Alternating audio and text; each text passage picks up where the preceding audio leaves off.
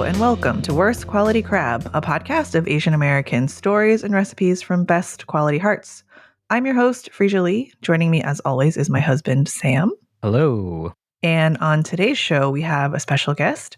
His name is Christian Wu. Christian is finishing up his doctoral studies at Teachers College, which focuses on Asian American identities and their navigation in spaces that influence their identities.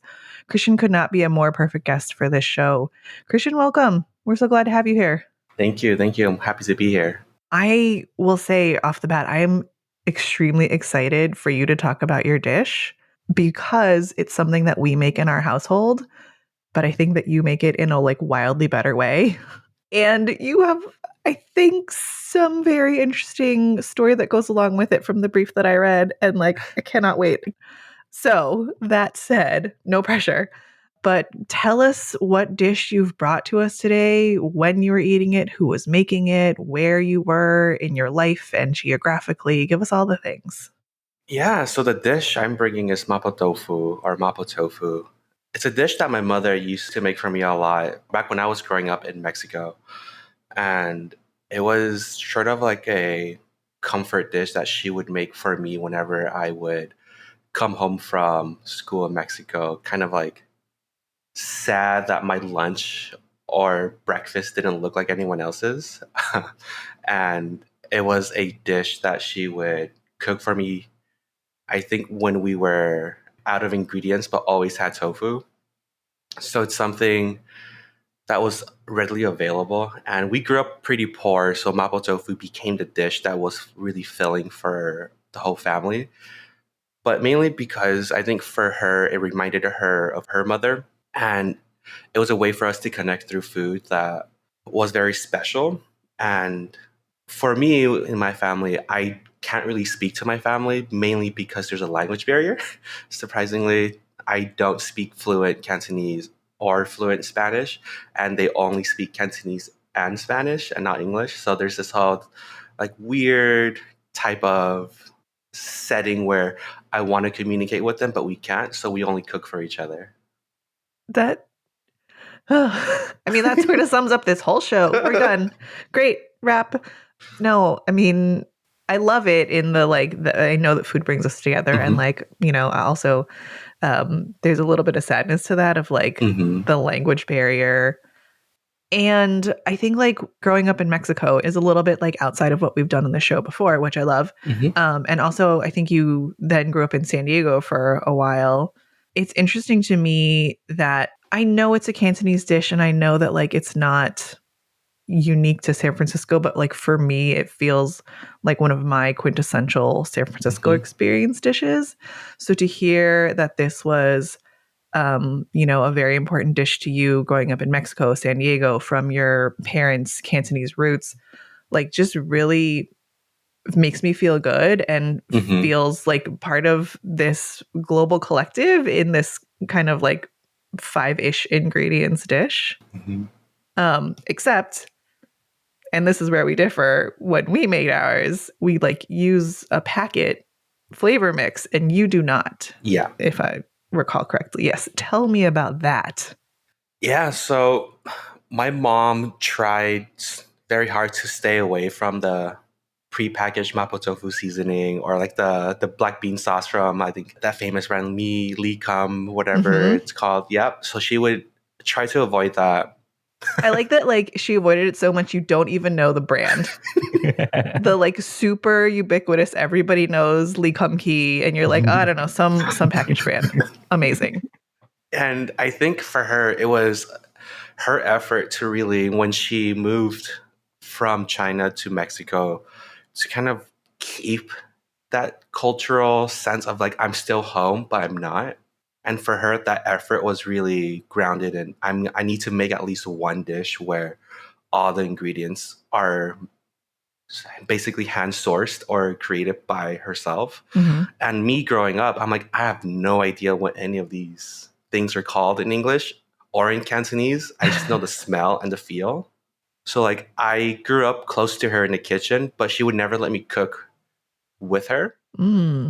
It was always you can watch, you can be my taste tester, but I don't want you cooking with me. And growing up, I found that to be like, that's rude. I want to cook with you. I want to be with you in this like space. But now as an adult, I finally realized like cooking is her zone of I'm in my comfort, in my zone where I feel 100% me, Mm-hmm. and no one can enter it, not even my own son. And I appreciate that. And I really take honor in knowing that she knew her boundaries of when she would allow me in the kitchen. And she did surprisingly let me in the kitchen for like the first time 2 years ago. And Oh. I was like, wait, hold up. What's happening here? But before that, like, yeah, I think for her cooking everything from scratch, especially the Mapo Tofu dish, and her having that much pride in it was really something that instilled in me like I can't make this dish from scratch like she does. I don't know the ingredients names. She would tell me I don't know what they would translate into. So like I default to buying pre-made packages of Mapo tofu, trying to kind of tweak it with other additional spices and sauces to make it Mm-hmm. as close as I can to hers. But knowing that hers is entirely from scratch is just like you can't beat that taste. Yeah. If you had to guess, what do you think went into hers? I don't know.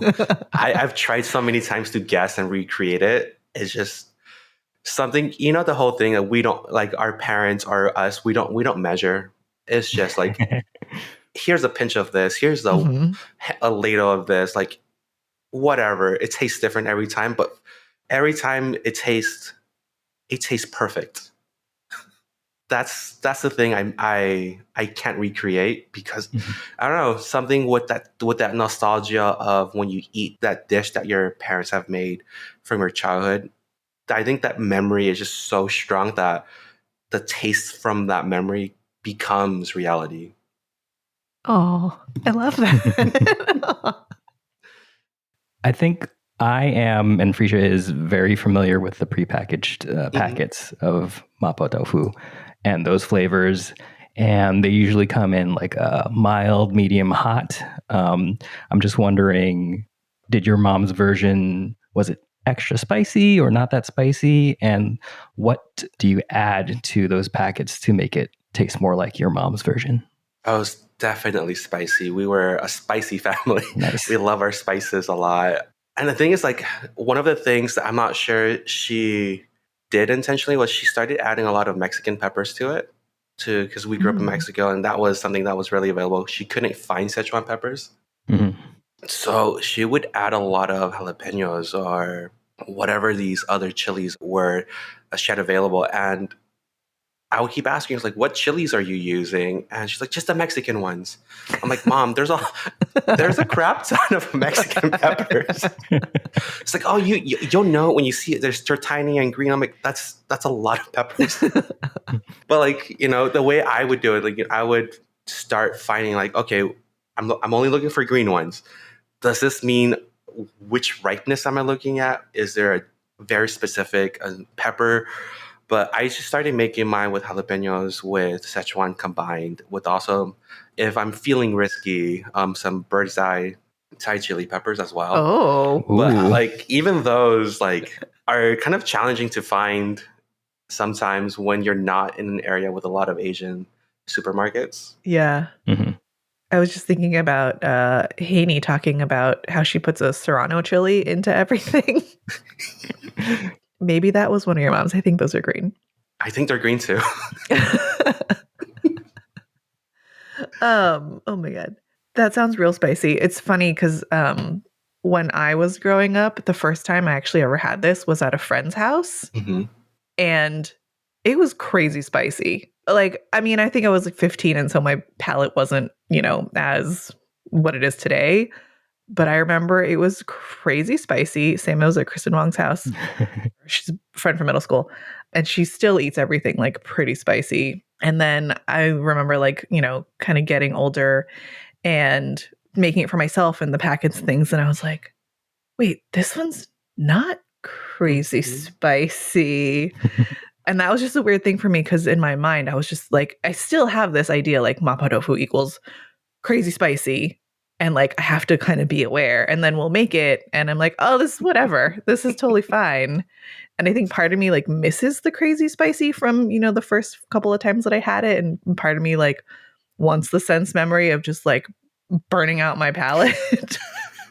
Like there's something a little bit sort of comforting in that sense memory, I guess. Mm-hmm. Do you make this now? Like, have you made it recently? So here's the thing. I don't do Chinese cooking at home. Oh. It's something that I've tried before, and it's one of those weird, I don't know why or how I established this kind of habit where if I can't make it just as good as my mom's dish, I won't make it at home for myself. It's like I don't want to quote unquote dirty my experience. Man, this is keep going. This is the theme of this show. We are uncovering. Mm-hmm. Say more. So like Mapo Tofu or her like ginseng soup or her version of beef and broccoli or steamed fish, like all these dishes that she would make regularly, I've tried. It's just, I don't know what she does.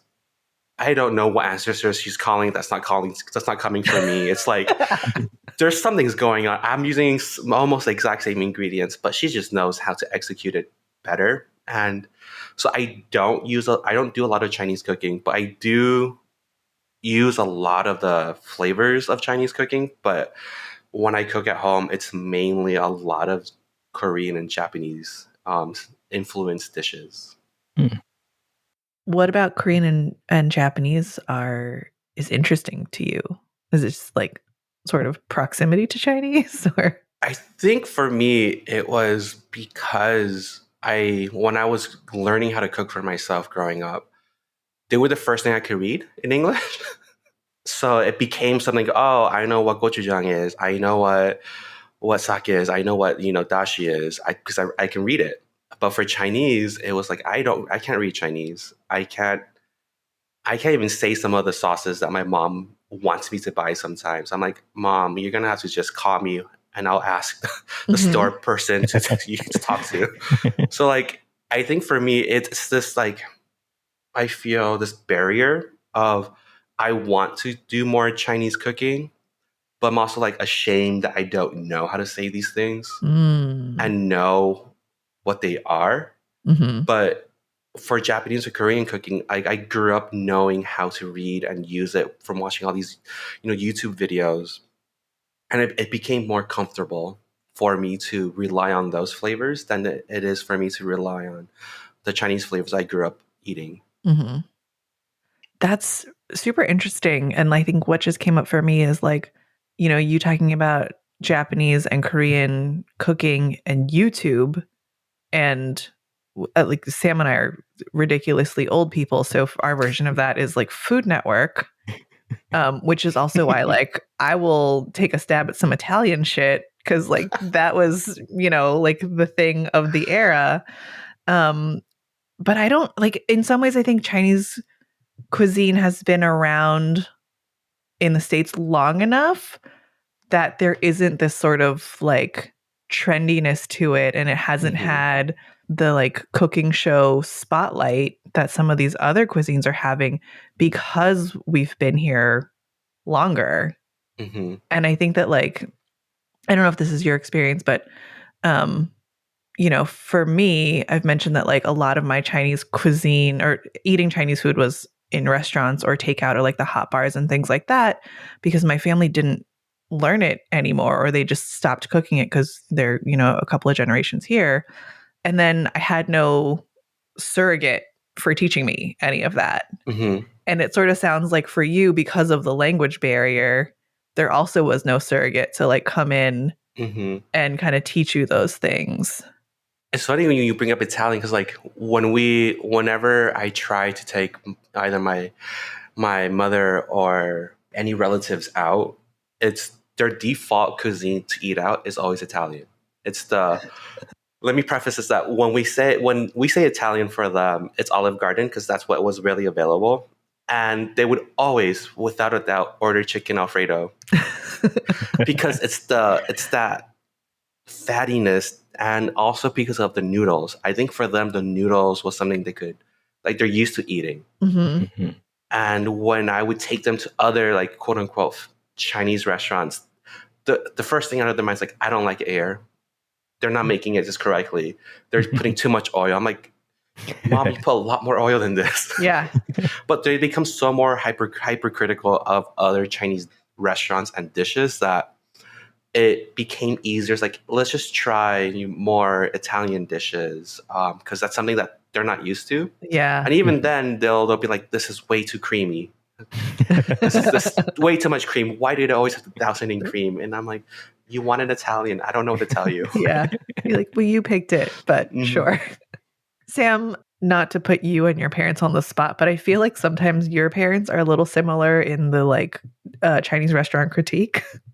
Oh yeah, definitely. Like too salty, not salty enough, not cooked all the way through, blah blah blah. Like it's very hit or miss. Like I know they want to have Asian food or Chinese food, but it's more so my sister because she's like with them more. But it's always like, if I take them here, what kind of complaints am I going to have to deal with or just ignore? Mm-hmm. I had a question about Mapo Tofu. Have you ever ordered it yourself from a restaurant? Yes. Every new Chinese restaurant I try, I always order a Mapo Tofu dish just Ooh. so I can see how they do it. Yeah. 100% of the time I've left disappointed. Oh. It's either there's not enough ground pork, there's not enough like actual tofu. They're using the wrong tofu. Mhm. Like Mapo Tofu should not be firm. Like, why is this a thing here? They don't have enough black beans in it. They don't have like, it's not spicy. It's like sometimes when I ordered the Mapo Tofu dish, I base the restaurant solely on that, mainly because it's easy to make authentically, but it's also very easy to adjust it for the Western palate. Where when people order it, it's like, oh, this is great Mapo Tofu. I'm like, this has no flavor. There's no spiciness to it. Because like for me, part of Mapo Tofu is like that weird mixture of the umami of the black bean with the spiciness of the Szechuan and the numbingness of it too. There's like this happy dance that happens in your mouth when you eat this perfect bite. Like the tofu has to be silky. You shouldn't have to chew a lot on a tofu. You could kind of like, for me at least, when my mom makes it, you should be able to press your tongue to the top of your mouth and the tofu should just crumble away. Like it should just slide down. Man, I just want to eat your mom's now. Yeah, it makes me feel like I haven't actually had real Mapo Tofu before. Well, yeah. I mean, I was just going to say, like, that sounds amazing. And I believe you. And to go back to my like first experiences of it, it was a firmer tofu. It wasn't so silky. There was more chewing. It was a little, I mean, and granted, again, I was in high school and, you know, this was literally like an after school snack that I think it was leftovers from the night before and we just like ate it. So it wasn't like peak performance Mapo Tofu. But there's something about that I do like.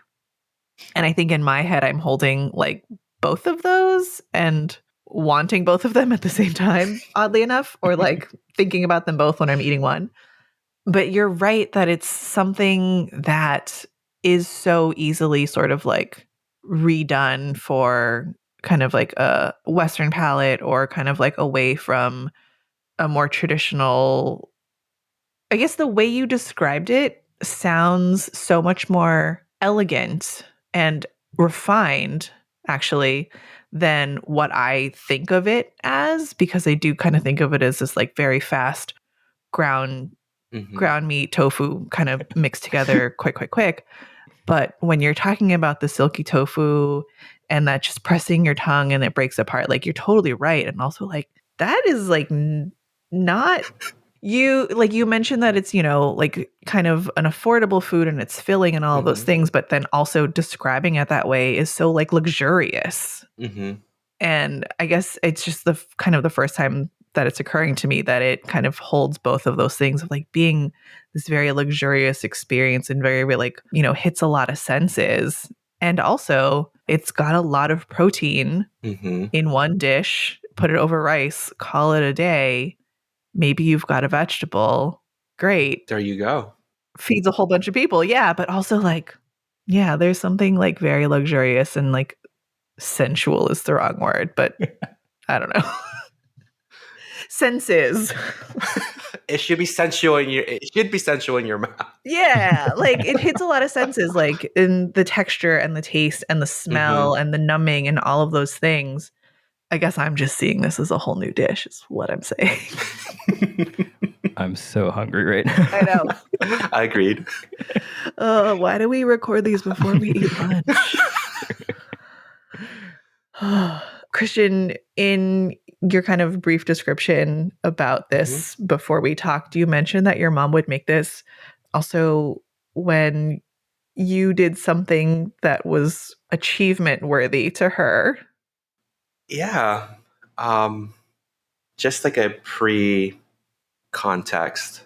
When my family kind of became more and more successful in Mexico with their restaurant business, they kind of shipped me over to San Diego. Like, you're getting your education here now. And when they did that, they bought a house just for me and my older siblings to just go to school so that we have a permanent address there. So I would grow up without really my parents being there. They would come back once every 2 weeks to restock the fridge. And here, child, here's the rent, here's all the money that you need to pay the bills that you had to write and forge your signatures for. And that responsibility was given to me because both my other older brother and sisters were not responsible. Oh. And this is something that they would always tell me. It's like, you're always the responsible. It's like, well, I had to be. There was no one else. And growing up, kind of like navigating this whole independence at the age of 10, moving to the States and trying to understand, like, how do I say bills in Cantonese? How do I say taxes? How do I pretend to be my mom on the phone? Wow. And ask for all these different things. So like all of that became the norm for me. And when I say achievement worthy, when my mom would actually cook it when she's home staying for more than a day, she would always ask me like, oh, how's school? How's this or that? I was a terrible student. I forged, I copied, I cheated whenever I could because I didn't know what I was doing. And when I was in school, the first system we were introduced is a check minus plus system of grading, and I would always get minuses on my scorecards. But I would tell my parents that the minuses were amazing, and because they didn't really understand what that meant, I was like, think of a minus as 100% and a plus as a 0. And I went with that, and it kind of became a joke for myself doing that. But then when I started entering middle school and started actually getting letter grades and failing, they were like, hey, what's up with this? My mom started kind of like seeing the trickery I had. And she's like, I'm not going to cook Mapo Tofu for you anymore because you've been lying to us. And I know this is one of your favorite dishes. So until you can show me that you are doing well academically or whatever she wanted to see, she wouldn't cook it no matter how long it's been since the last time she made it for me. So that itself kind of motivated me to do well in school. So I can actually have that dish to look forward to. Like, I didn't care about money. I didn't care about, having the freedom. I already had the freedom. I live in a house by myself. I had friends sleeping over, crashing whenever they would, quote unquote, run away from home. Like my place, my house became like the haven for them. So like, I didn't really have issues of like having a bedtime, having a curfew. I just did whatever I needed. And wow. So for me, when when my mom cooks for me for an achievement, it would always be like, did you get a 4.0? Did you get all straight A's? Did you get 100% on your tests? And those were the things that, for me, I strove for mainly to eat my mom's Mapo Tofu. That was my only goal, was because I wanted to eat it. And because of that, it built all these, indirect results of being studious, of, being the quote unquote obedient student in the classroom, not really caring about partying too much because I didn't care about them. Mm-hmm. So yeah. Oh man, that is so much more than I thought you were going to say. I mean, that was a whole roller coaster, right? Of like gaslighting your parents. Mm-hmm. Awesome. I mean, it's interesting from a parent perspective of like, when you kind of like don't have certain quote unquote threats to take away, like Mm-hmm. freedom and, kind of money and things like that. That this one dish was like the one fallback for your mom. And it was so effective. Mm-hmm. And I can only imagine that you have a lot of feelings tied to Yep. Mapo Tofu now. And I can see why maybe it never measures up as an adult. Yes. Yeah, I don't think I would try to cook it either if I were you. What was it like when you would get it then? It felt, I will also preface this, like we also never celebrated birthdays. So it felt like a birthday to me. Like every time I would get it, for me, like it would just be like a normal, regular, my mom would cook it. And then she would sit there for a few minutes to see if there's anything else that I needed. And then she would just go off and do more work around the house or whatever is needed. And I would just sit there, usually by myself, just eating. And for me, in my head, it just felt like a huge celebration to me every time. Mm. But like, I didn't know, like, not having birthdays was abnormal. Mm-hmm. So like, I had like my first real birthday party at 25, where my friend, like, she organized a whole surprise party. And I'm like, I don't know how to react to this. Like, Yeah. where's the Mapo Tofu? Yeah. That's the first thing that came to mind. I was going to say. Oh my God, when you're done at TC, Mm-hmm. are you going to get Mapo Tofu? I hope my mom will make it for me. She's also at the point where like, are you still in school? Like, why? Like, you're already working a full-time job. Why are you still going to school? And like, I don't know how to really explain it to her, where it's like, it's a personal goal to just get this degree for myself. But also it's because I'm researching something that I've struggled with my entire life, which is what is an Asian American identity in America? I wish I knew how to tell that to her, say that to her, like, I'm studying us in America. Mm-hmm. But I don't know how to say that. Yeah. I mean, I think that is an unending question. That's why we do this show. Mm-hmm. But yeah, I mean, I think it is, there's no one answer, there's no right answer. And I definitely don't know how you would explain that to older generations. Mm-hmm. Right? I think that's the struggle. And I think it's why like this type of conversation is so interesting to, I mean, you're younger than us, but like, that's why it's so interesting to like kind of our generation ish, because we now are at a place where like we get to have these conversations and the experience is becoming more and more divergent and it is looking so many different ways. And we now have this ability to talk about it across the country and to like connect in different ways that our parents they didn't have, right? Like your parents knew where they came from, and then Mexico. My parents, my mom's family is like mostly California, like Hong Kong to California, and that's kind of it. And beyond that, they had no idea. Mm-hmm. And so now we get to like have these conversations and talk about like what our experiences were and what it means to be Asian and what it meant growing up. And I think for you, especially, this like kind of border experience between Mexico and San Diego, like double immigrant in some ways. Yeah. That's really third culture, but like in a different kind of third culture kid. Cause a lot of the third culture kids we hear, it's more in this like kind of privileged, like I was born here and my dad, whatever, was a professor and like that sort of third culture. So yeah, I think, yours is super interesting. This is why we do what we do also on this show. But I do want to go back. Your parents have a restaurant?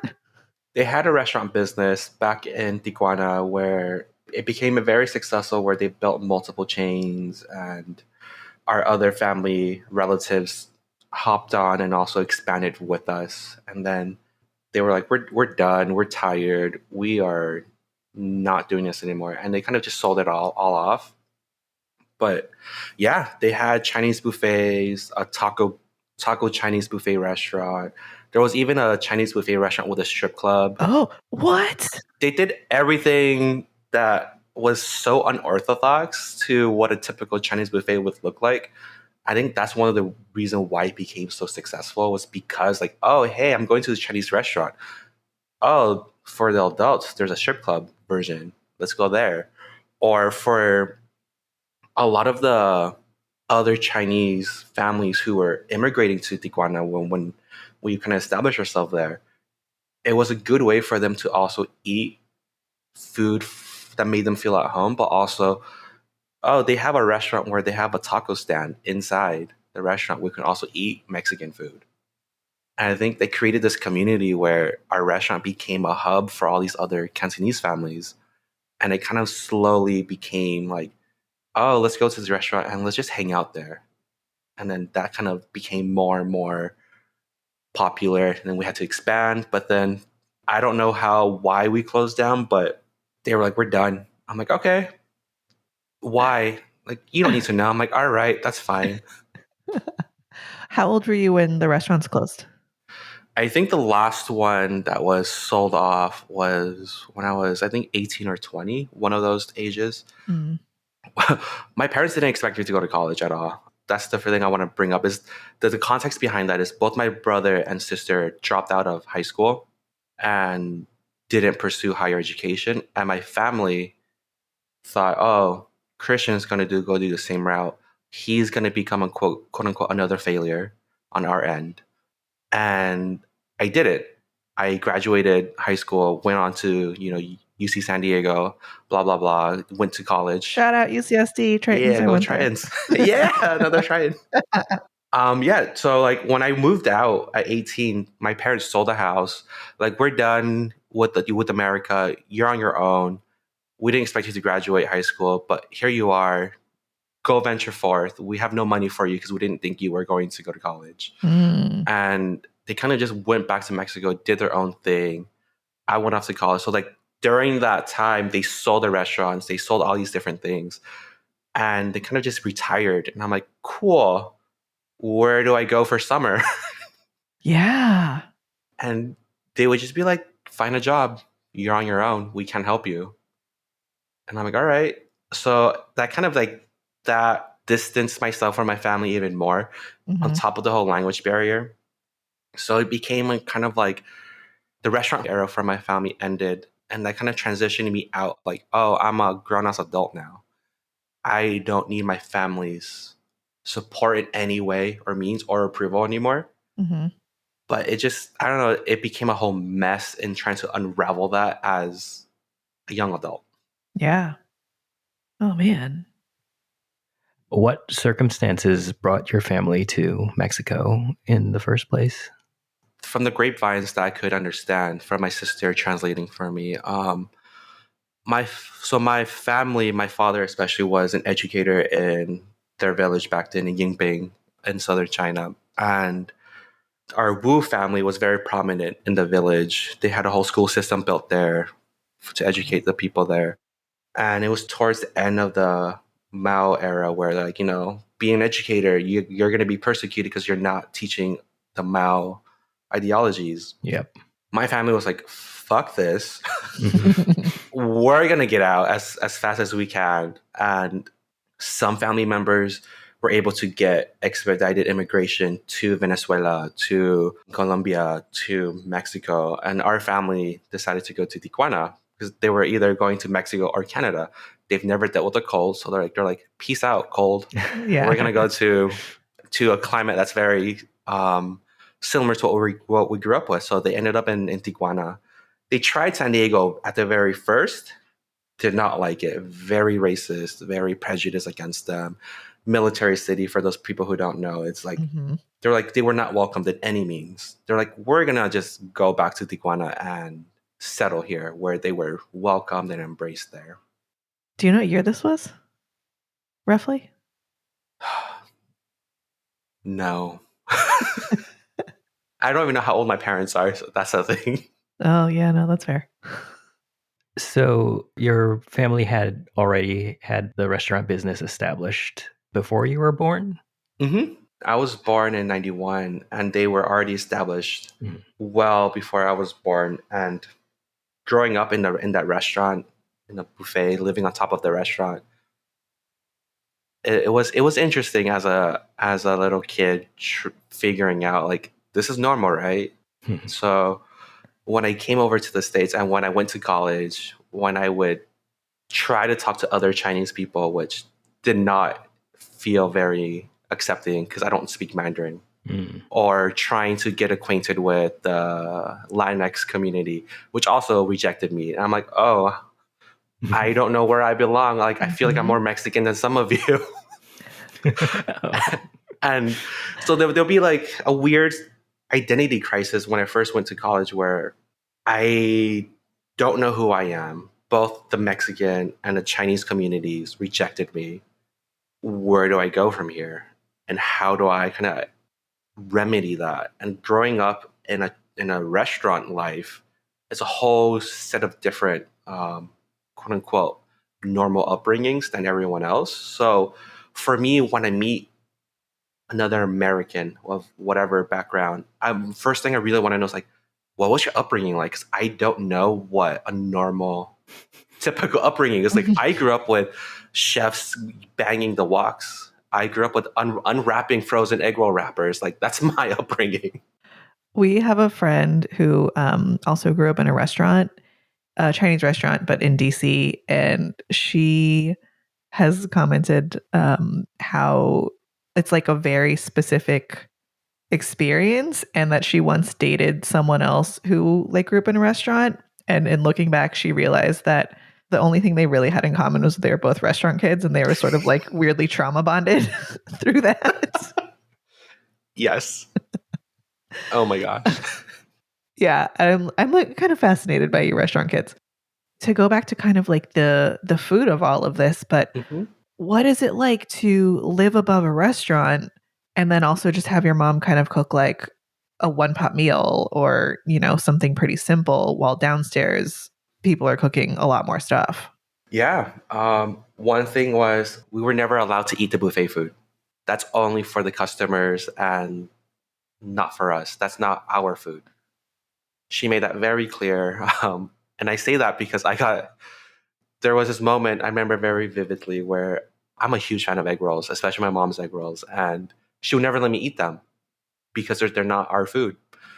But I was addicted to them. And I knew by the hour when the new fresh batch would come out, the old one goes in. And I would always try to sneak one or two, maybe five if I could, to eat. And one time I got caught and she went berserk. She's like, I told you this is not our food. You can't eat this. This is not for you. You have your own food to eat. This is why I spend a lot of time cooking just for us. Like, this is not our food. And it left a very huge anchor in my life where I'm like, oh, there's a separation of what home cooking is from restaurant cooking. It's not the same. And I can't cross that line.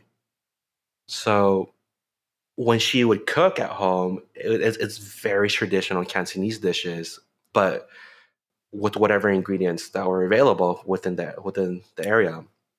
So she would start, infusing Mexican ingredients into the Chinese dishes, but I would still never be able to eat the typical shrimp fried rice or the beef and broccoli Yeah. or the typical like that special deep fried shrimp with salt and pepper and fried jalapenos. That was also another favorite. And Same. she would like scold me like, you cannot eat that.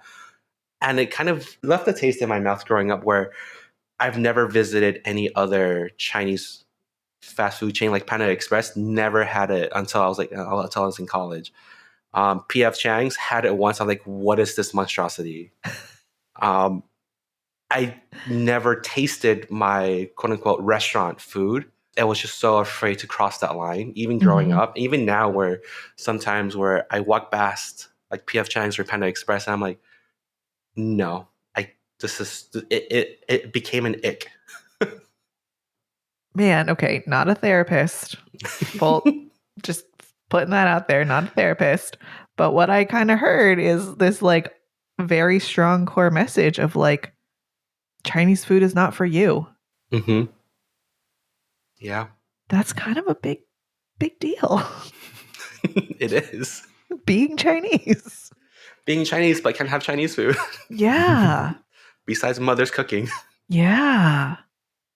When your mom did cook for you, Mm-hmm. did you ever make the egg rolls? Never.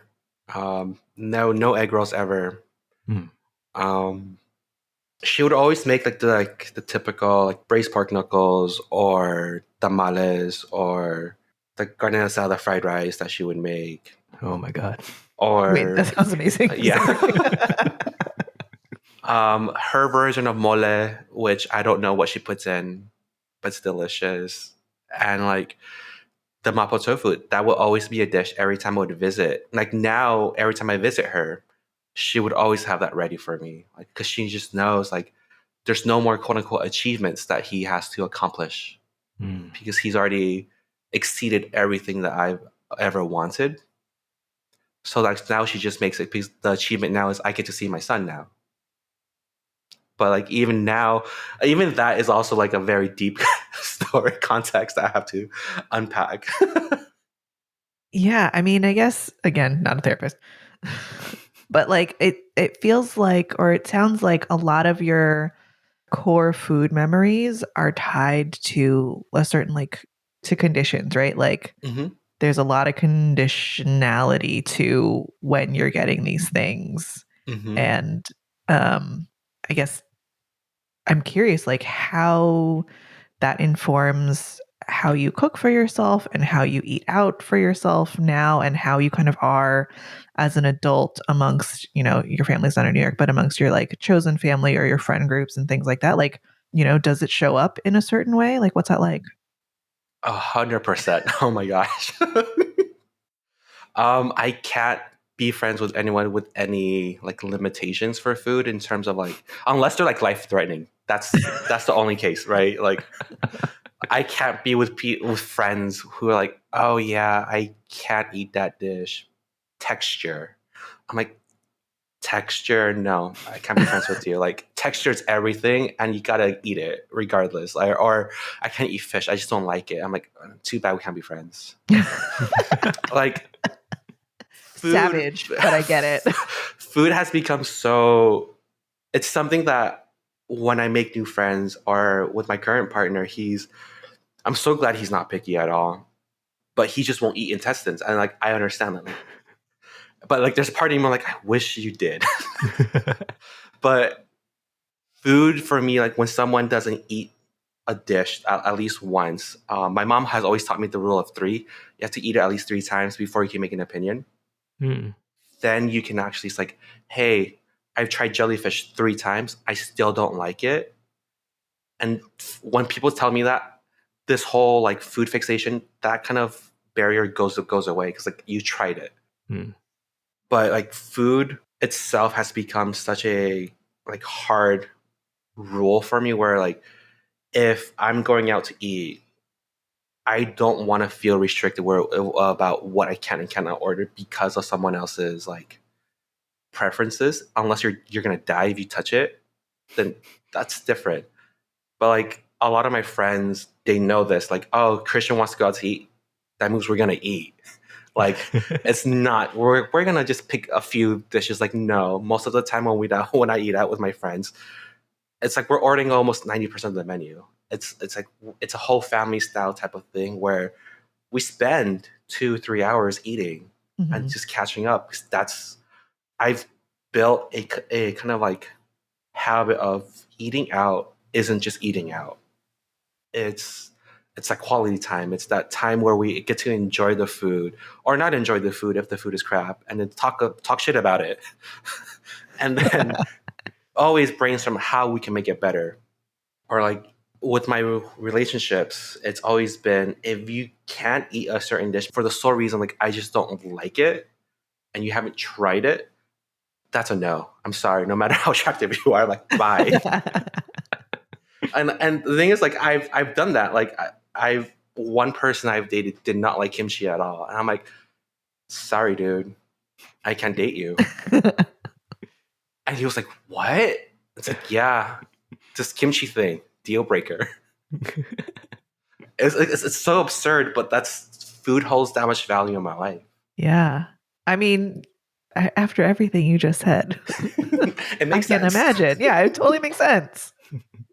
I mean, what I hear there is like, food is like a love language and a source of bonding, Mhm. good or bad, right? Like there's a sense of like let's commiserate, but also in making it better, there's a creative aspect. There's this all of the senses kind of like being awakened by various foods, particularly spicy, Mhm. sour. And I think, this is why I'm fascinated with restaurant kids, because you have this whole other exposure to food in ways that like us normies don't. Normies. Restaurant normies. Yes. But what does this translate to like how, you mentioned that you don't cook Chinese for yourself and you cook more a little like Korean and Japanese. Are you cooking a lot? Are you Yeah. cooking for your partner?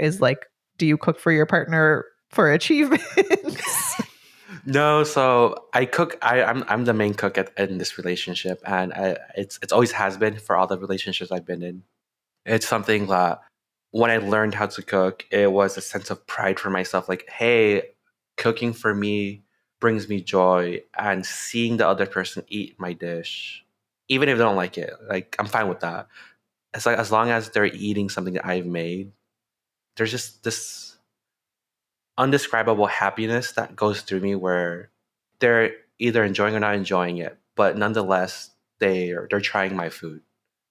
And there's something about that that just feels magical. And I think because growing up in a restaurant life, seeing a lot of the customers like happy and eating the food that my parents have made in the restaurant, like I want that replicated. Like I see happiness when people are eating the food. So I'm cooking the food in my more intimate relationships to kind of like relive those memories. Almost like a way to connect back to your family and your childhood and growing up and things. Mm-hmm. Oh, that's really sweet. But you're not making Mapo Tofu. No, never. Never. Never anymore. I've tried so many times. I've given up. Do you think the next time that you go home, you would ask your mom? I do all the time. She says no. She says no? She says no to teaching me that recipe. I'm like, why? Like, I'm not dying yet, so no. Oh, this is her deathbed recipe. Mm-hmm. Oh And she knows this. Like, she'll call me from time to time, like, hey, when you visit, I'm gonna make this when you visit. And Oh, like that would get me to visit because that's how much I want it. right. So like I get why she's doing it. Because if she teaches you I won't come home anymore. and you'll never visit her, Oh my God. honestly, this is the most Asian shit I've ever heard. Right? Yeah. I mean, if it works, it works. Like there's no other like quote unquote thing she can take away from me. Like For real, for real. I'm self-sufficient. I don't need anything.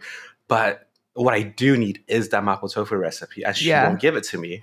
She can't like tiger mom you into more achievements. So she just has No. to like lure you home with it. Exactly. Damn, that's savage. And smart. Respects, yeah. You mentioned that only recently that she allowed you into the kitchen to be with her and Mm-hmm. cook with her. What do you think changed and led up to that happening?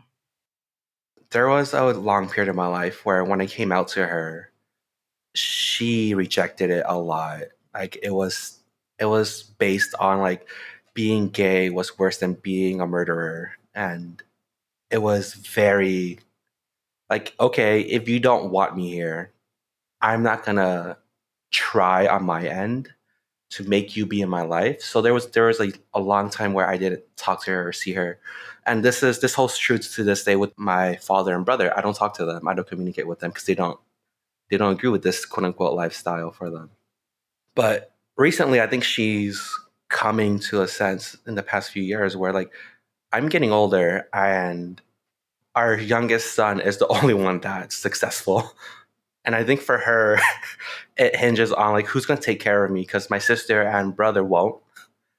And for her, she's realizing that I have the financial means to support her, but she's still grappling with like now that like I was recently engaged, and she's like I don't want to see him, and I'm like, well, you're gonna have to, right? And like it's this weird thing where I don't really care if my family knows about my life or not, but if they're not making the effort, it's like I'm not going to make the effort because I don't need you in my life.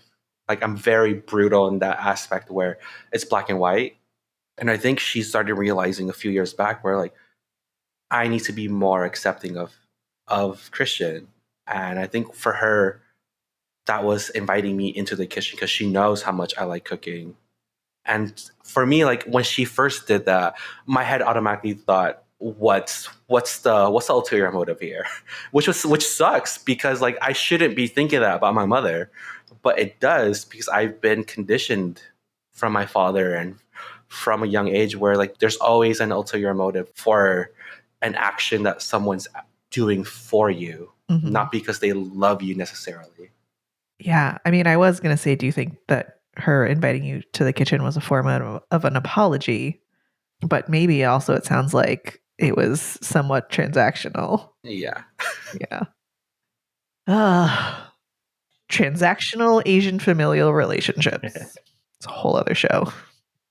What did you two end up making together when she invited you into the kitchen?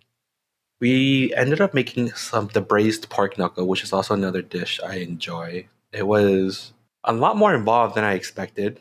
I just thought you just let it braise. That's what braising is.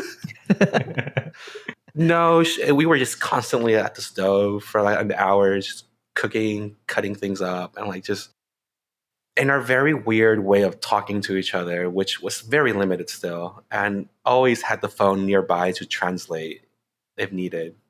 And my sister did not volunteer to kind of come in like, this is what mama is saying. It's like, good luck. I'm going to be over here. What was it like to cook with her finally? It was that moment where, when people say like, when I walk down the aisle with my mother or father, like that magical moment of like, I'm super happy. I'm thankful you're here. That epitome of a happiness high.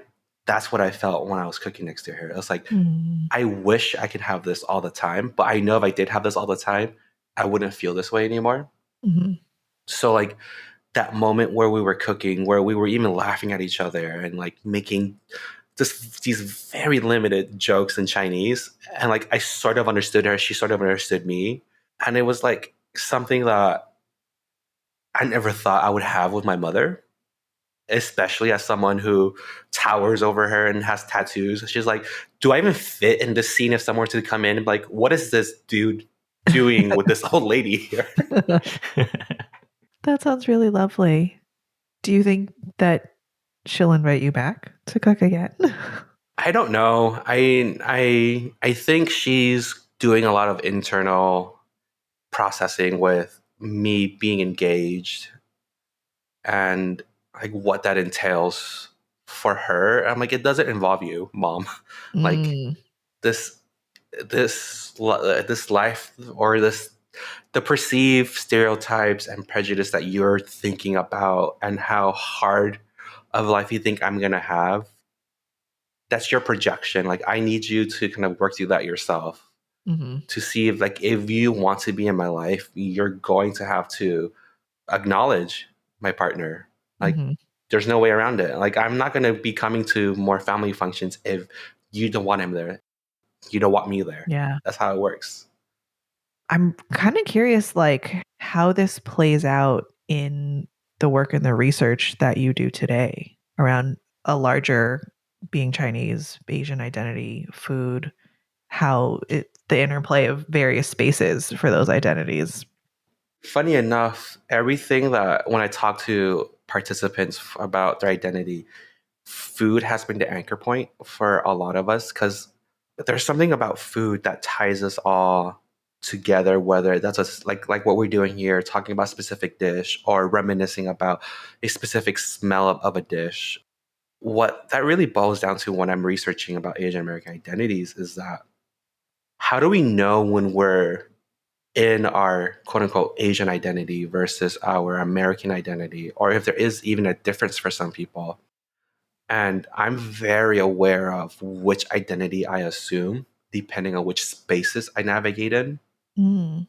And this is something that I had to do when I was going through college, when I was experiencing these acts of microaggressions or prejudices against me. I'm like, well, hold on, why am I experiencing this? And really just trying to unpack the idea of like, I, as an Asian American educator who's taught for 10 years in the San Diego school district, who taught bilingual mathematics, who spoke Spanish and taught Spanish in math, it's like when I'm in the classroom, I don't get to be myself. I don't get to assume who I think Christians should be here. I have to become this Chinese American math teacher. Or I have to, when I'm in a faculty meeting, I'm just probably the other Asian teacher in the faculty meeting. And I've had multiple times where they would confuse us. Mm-hmm. I was like, dude, there's only two of us. We don't even look the same. And it's like, what do you do there? Do I have to change my identity again to kind of fit to what you need? Just so I don't have to deal with this mental exhaustion of trying to be something that I'm not, but I have to in order to operate here. Mm-hmm. So like a lot of my research kind of goes into understanding these Asian American educators and then unpacking like, hey, tell me about your upbringing and how you traverse your education journey. Because these are individuals I've spoken to who are first generation or third or fourth American, Chinese or Vietnamese or Korean. And it's such a plethora of spectrum in terms of like, I don't identify myself as Asian American. I identify myself as, they're very specific. I identify myself as American first. And then I think about my quote unquote Asian identity. And they don't even specify like what type of Asian because they never had to anymore because they've grown up in such a community where that wasn't questioned. Mm. Like, oh, you're Asian, cool, but that's my secondary identity, not my primary. Mm. Whereas I'm looking at this, and when I'm interviewing my participants about their identities, it's always hard to kind of separate my own emotional bias, where I'm like, and this stems from like, I wish I had your upbringing of never having to struggle in terms of separating identities so much because I've only became comfortable with my identity in the past few years where I'm like, I know who I am and I'm confident with who I am now. And hearing these teachers and educators talk about, oh yeah, I know exactly what I am. And I bring this forward in my classroom. I bring this forward in the spaces I navigate. To me, like I'm so happy you're able to do that. But now let us also unpack, what are there moments where you didn't feel that way, where your identity was questioned, where an American asked you, where are you from? Mm-hmm.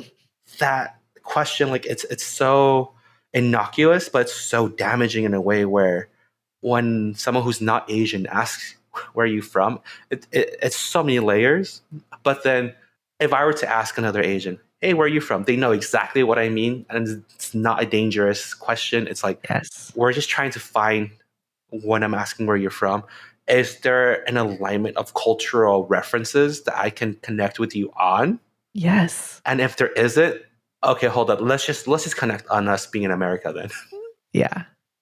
Well, and I think too, like what that brings up for me is I think sometimes we are so conditioned to what it means to be Asian in America that like we don't even realize when we are separating identities or we're asked to code switch or there are microaggressions because they seem so little and we're not like the most targeted group, right? Like there's this sort of like proximity to privilege and whiteness that it feels fine when someone's like, oh, you know, I forgot, like I was in a space once and someone, like I'm half Chinese, but someone was like, oh, I forgot you were Asian, or like, you know, there was sort of this like people of color, white women divide. And she was like, oh, I forgot that was you. And I was like, yeah.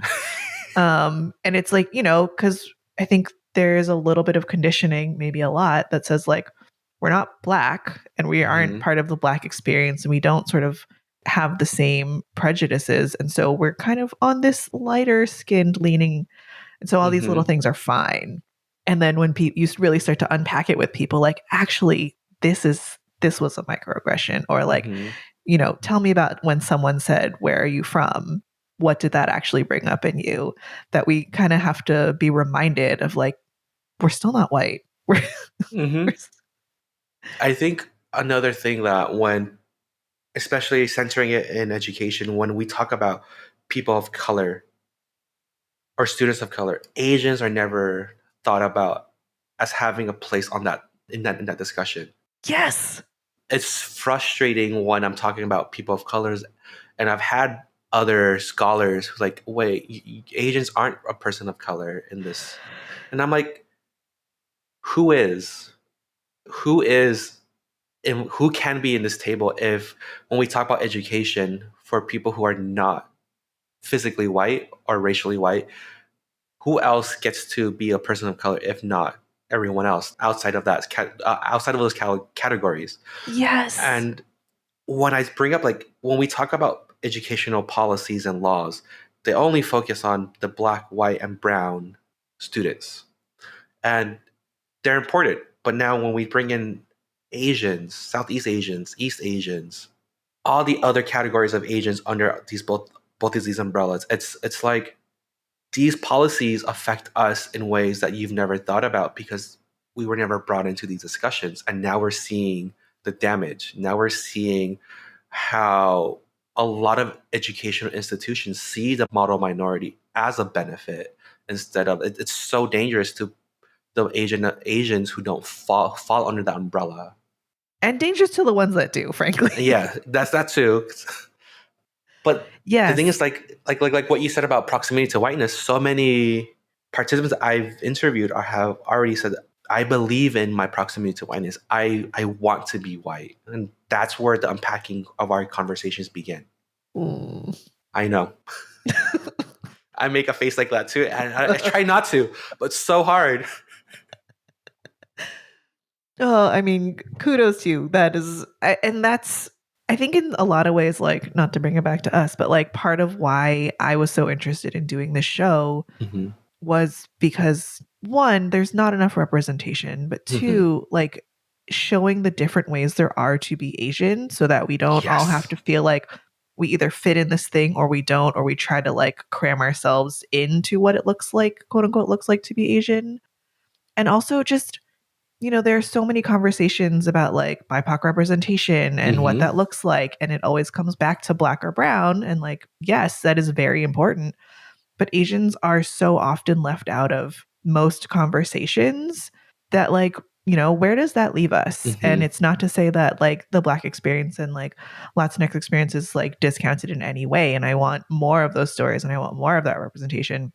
And I want that for Asian voices and Asian stories because we need it.